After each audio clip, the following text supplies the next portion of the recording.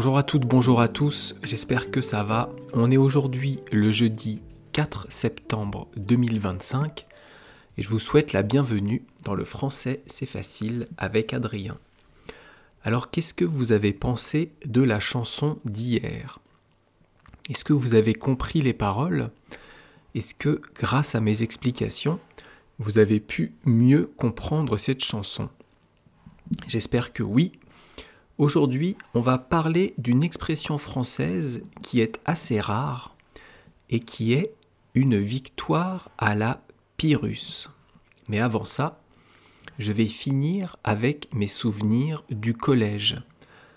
Avant-hier, je vous ai parlé de mon souvenir de 4e, un souvenir terrible pour moi. Aujourd'hui, je vais vous parler de la 3e. La 3e, c'est la dernière année du collège. C'est pendant cette année, ou plutôt à la fin de cette année, qu'on passe le brevet des collèges. Alors c'est quoi le brevet des collèges ? Le brevet des collèges, c'est un examen qu'on passe à la fin de la 3e et ça permet de connaître notre niveau, de savoir où on en est. Aujourd'hui, c'est une formalité. Même quand moi je l'ai passé, c'était assez facile à avoir et surtout, ça ne servait pas à grand-chose parce que le brevet des collèges n'est pas obligatoire pour passer en seconde. Donc même si vous avez une mauvaise note à cet examen, eh bien vous pouvez quand même passer l'année d'après. Vous pouvez quand même passer au lycée, passer en seconde. Donc, pour un examen, ce n'est pas très important. Dans ce brevet des collèges, quand moi je l'ai passé, eh bien, il y avait des maths, du français, il y avait de l'histoire, et puis peut-être d'autres matières, je ne me souviens plus. C'était il y a trop longtemps, je ne me souviens plus quelle matière j'ai passé. En tout cas, je me souviens avoir eu des notes correctes. Donc tout va bien pour moi. Enfin à l'époque, au niveau des notes, c'était correct. Mais j'ai vu qu'au fur et à mesure du collège, eh bien mes notes ont diminué. Entre la 6e et la 3e, eh bien au fur et à mesure des années, la moyenne de mes notes générales ont diminué petit à petit. Pourquoi ? Parce que je ne travaillais pas. J'écoutais en cours, j'écoutais. J'étais un peu dissipé, mais la majorité du temps, j'écoutais, je comprenais, mais je ne travaillais pas chez moi.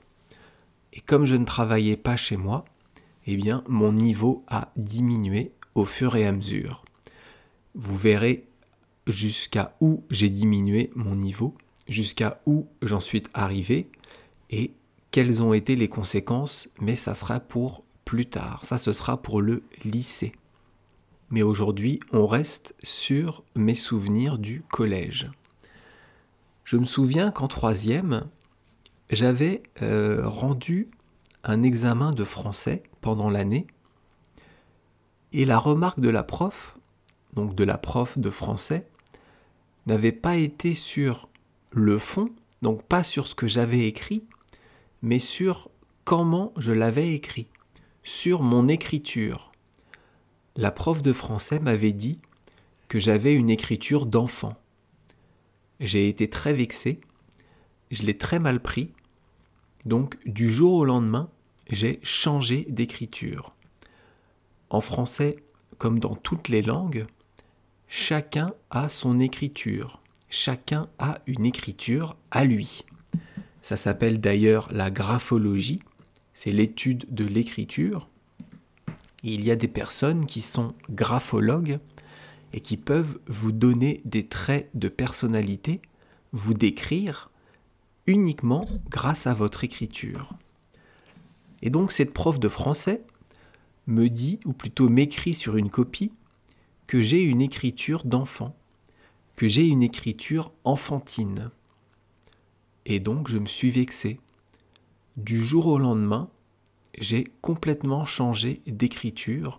J'ai changé la façon de faire mes N, de faire mes P, de faire mes L, de faire mes E, etc., etc. Ça n'a pas été simple. C'est comme si j'avais appris une nouvelle façon d'écrire.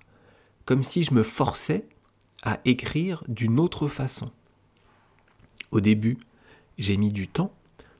J'ai changé d'écriture, mais j'écrivais doucement. Donc je rendais des copies qui étaient mauvaises parce que je n'avais pas le temps de finir. Je voulais écrire d'une façon plus adulte, plus grande, et pas écrire comme un enfant. En fait, je suis bête. J'aurais dû garder mon écriture que cette prof avait qualifiée d'enfant. J'aurais pas dû me sentir vexé. J'aurais dû en avoir rien à faire de ce qu'elle me disait. Mon écriture, c'était mon écriture. Et si ça ne convenait pas à cette prof, eh ben peu importe. Mais malheureusement, à 14 ans, on n'a pas la maturité qu'on a à 40. Et donc, j'ai changé d'écriture. J'ai galéré, mais j'ai réussi. Je pense que mon écriture aujourd'hui est horrible. J'ai une écriture d'adulte, mais qui est complètement illisible. J'écris en patte de mouche, puisque c'est une expression qu'on a déjà vue ensemble. D'ailleurs, on écrit de moins en moins. Franchement, moi, je n'écris quasiment plus jamais. J'ai mon ordinateur, j'ai mon portable, j'ai mon téléphone, et donc, les moments où je vais prendre un stylo et écrire sur une feuille sont assez rares. Le seul moment où je le fais, je crois, c'est quand je me fais des fiches pour apprendre le japonais, pour réviser la nouvelle langue que j'apprends. Là, j'écris à la main. Mais je n'écris pas en français, j'écris en japonais. Et donc, pour revenir au collège, pour finir avec la troisième, comme la troisième, c'est la fin du collège, eh bien, à la fin de la troisième, au mois de juin, après le brevet, on a fait une grande fête chez un pote. Il y avait peut-être 40, 50, 60 personnes du collège, où on a fait la fête afin de fêter, parce qu'on était content de finir le collège et de passer au lycée. Mais je vous parlerai de tout ça demain. Aujourd'hui, ou plutôt tout de suite, on va continuer avec l'astuce du jour en français. De quoi on va parler ? Eh bien, on va continuer un peu sur ce qu'on a vu hier. Hier, je vous ai parlé de bon et de bien, de la différence entre le mot bon et le mot bien. Et aujourd'hui, on va faire la distinction, on va faire la différence entre c'est bon et c'est bien. En fait, ce sont les mots bon et bien devant lesquels on va rajouter c'est. C'est C''EST. C'est bien de connaître la différence entre ces deux expressions, entre ces deux phrases, parce que c'est des mots qu'on utilise beaucoup en français. On répond souvent c'est bon ou c'est bien. Donc c'est important que vous compreniez bien la différence entre ces deux expressions. Alors on va commencer par c'est bon.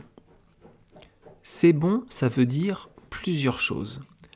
Ça peut vouloir dire c'est ok ou c'est d'accord, mais ça peut aussi vouloir dire stop, ça suffit. En fait, selon le contexte dans lequel vous allez l'utiliser, suivant la phrase d'avant, ça va être de l'ironie ou non. Vous pouvez dire c'est bon pour dire c'est ok, c'est d'accord, ou alors c'est bon pour dire ça suffit, stop, on arrête, etc., etc. Imaginez, vous avez votre enfant de 8 ans qui veut absolument que vous l'emmeniez à Disneyland.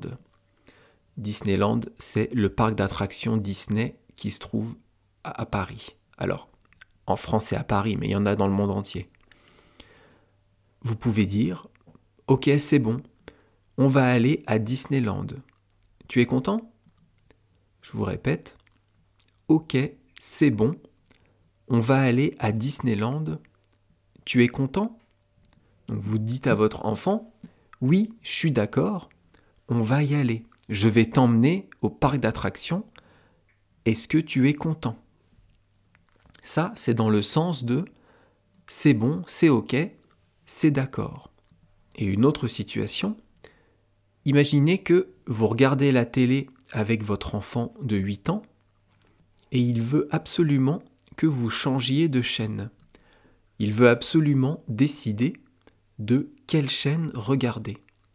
Et vous pourrez lui dire « Ok, c'est bon, tu m'as saoulé, on arrête de regarder la télé. » Bon, peut-être que le « tu m'as saoulé » il est en trop.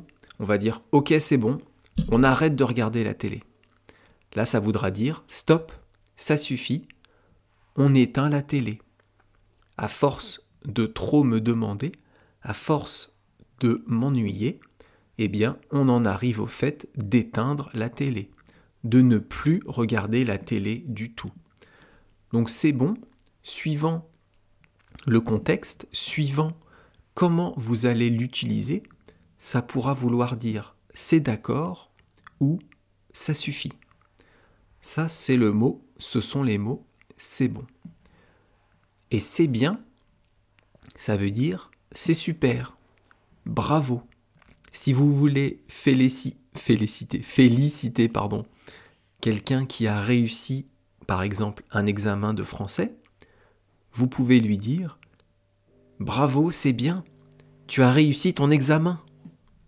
Bravo, c'est bien, tu as réussi ton examen. » Là, vous félicitez la personne, vous lui dites que c'est super, qu'elle ait réussi son examen de français. Imaginez une autre situation. Vous appelez, on va dire, votre mari ou votre femme et vous lui dites « T'en es où dans ton travail ? J'ai bientôt fini. Dans 5 minutes, je pars. » « Ah, c'est bien, t'as fini de travailler. On va pouvoir aller dîner. » Ici, ça veut dire que votre mari ou votre femme a fini de travailler. Vous lui dites donc « Ah, c'est bien, tu as fini de travailler, c'est super. On va pouvoir aller dîner, on va aller manger, on va pouvoir se retrouver pour aller manger. » Donc il faut bien faire la différence entre « c'est bon », qui veut dire « c'est d'accord » ou « ça suffit », et « c'est bien », qui veut dire « c'est super », qui veut dire « bravo », qui veut dire en fait « je suis content ». J'espère que vous comprenez la différence entre les deux, entre « c'est bon » et « c'est bien ». Et maintenant, on va commencer avec l'expression du jour qui est une victoire à la Pyrrhus. Je vais vous décrire les mots de l'expression comme d'habitude et après je vais vous expliquer le sens. Déjà, une victoire. Donc victoire, ça prend un E à la fin. On dit une, donc c'est féminin. Une victoire, c'est quand on gagne quelque chose. Quand on gagne un match, quand on gagne un combat, ou une bataille, une guerre. Par exemple, en juin dernier, le Paris Saint-Germain, qui est une équipe de football, a gagné la Ligue des Champions. C'était une victoire pour le Paris Saint-Germain. Le fait de gagner ce match, eh bien, c'est une victoire. Pour ceux qui suivent le ping-pong, eh bien, récemment, il y a un Suédois qui s'appelle Truls Morgard qui a battu le numéro 1 mondial qui est chinois et qui s'appelle Lin Shidong et il l'a battu en finale. C'était une victoire pour le Suédois. Le Suédois a battu le Chinois. Ça, c'est une victoire. Et ensuite, on a à la Pyrrhus. À la, c'est en fait un exemple. On dit une victoire comme Pyrrhus. On prend comme exemple Pyrrhus. Parce que Pyrrhus, en fait, c'est une personne. C'est un roi qui a existé et qui a régné avant Jésus-Christ. Je crois que c'est vers 200 ou 300, peut-être 400 avant Jésus-Christ, je ne sais pas. Et Pyrrhus, c'était le roi, donc d'un royaume, qui se trouve à peu près au nord de la Grèce actuelle. Et ce roi, eh bien, avec son peuple, avec son armée, eh bien, il faisait la guerre à l'Empire romain. Et pendant cette guerre, pendant ces batailles, où il a gagné, où il a eu des victoires, mais en fait, il a perdu tellement de troupes, tellement de soldats, tellement de matériel, que même si c'était une victoire pour lui, eh bien, ça ressemblait à une défaite. Il a perdu tellement de choses dans cette guerre, dans ces batailles, qu'il ne pouvait plus après se battre. Il n'avait plus assez de soldats pour continuer la guerre, alors que l'Empire romain, de l'autre côté, eh bien, était beaucoup plus grand et donc pouvait recruter beaucoup plus de soldats. Donc, malgré le fait que ce fût une victoire, eh bien, ça ressemblait à une défaite. Donc, en fait, une victoire à la Pyrrhus, c'est une victoire, mais qui coûte un prix tellement important, qui coûte tellement cher, que ça ressemble à une défaite. Ici, entre Pyrrhus et l'Empire romain, malgré la victoire, eh bien, ça avait le goût d'une défaite, parce que Pyrrhus, le roi, a presque tout perdu dans cette victoire. Sur l'image du podcast, je vous ai mis 2 soldats qui se tiennent debout sur un champ de bataille. Eh bien, imaginez que ces 2 soldats ont gagné la bataille, mais que tous leurs compagnons sont morts, et donc qu'ils ont eu énormément de pertes pendant cette bataille. Donc en fait, le fait de gagner, le fait d'avoir une victoire, eh bien ça n'a pas de sens, ça n'a aucun intérêt si tous nos alliés, si toutes les personnes avec qui on a combattu sont morts. On va reprendre l'exemple du ping-pong dont je vous ai parlé tout à l'heure, ou ça peut être aussi du tennis ou n'importe quel sport. Imaginez que vous faites un tournoi et que vous avez un match tous les jours. Et le premier match que vous faites, vous gagnez, mais le match dure tellement longtemps que vous êtes épuisé, que vous êtes crevé, et que, bien sûr, le lendemain, vous allez perdre parce que vous êtes trop fatigué. Eh bien, la première victoire que vous avez eue, c'est une victoire à la Pyrrhus. C'est une victoire, mais qui ressemble à une défaite, parce que vous aurez mis tellement d'énergie, vous aurez tellement dépensé de force dans cette victoire, que vous ne pourrez plus continuer votre tournoi. On peut dire aussi d'ailleurs une victoire pyrrhique. Ici, pyrrhique, c'est l'adjectif. On a transformé en fait un nom propre, qui est le nom du roi, Pyrrhus, en adjectif.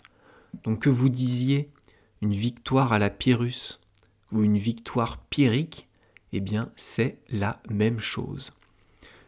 Si vous apprenez le français et que vous sortez une expression comme ça à un Français, je peux vous assurer qu'il va être étonné. C'est une expression que les Français connaissent, mais qu'on n'emploie pas tous les jours, ou que les journalistes emploient, les écrivains. Mais dans la vie de tous les jours, moi, je ne l'emploie pas beaucoup, et beaucoup de Français, peut-être même ne la connaissent pas, je ne sais pas.